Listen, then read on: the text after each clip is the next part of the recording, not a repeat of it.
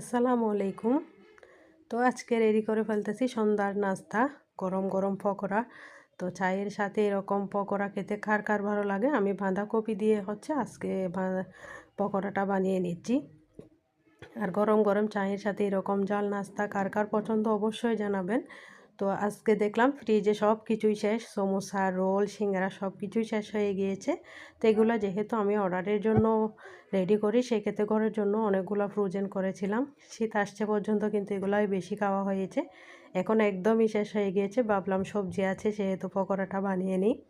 তো এখন পকোড়াগুলো সন্ধ্যার পর হয়ে গিয়েছে, অল্প করে বানিয়ে নিচ্ছি। সন্ধ্যার পর কিন্তু সবাই এরকম জাল নাস্তাটা আসলে খেতে চায়। তো আমার কাছেও কিন্তু খুবই মজা লাগে। তো সন্ধ্যার টাইমে এরকম নাস্তা খেতে, শীত আসছে পর্যন্ত কিন্তু এরকম নাস্তা বেশিই খাওয়া হচ্ছে।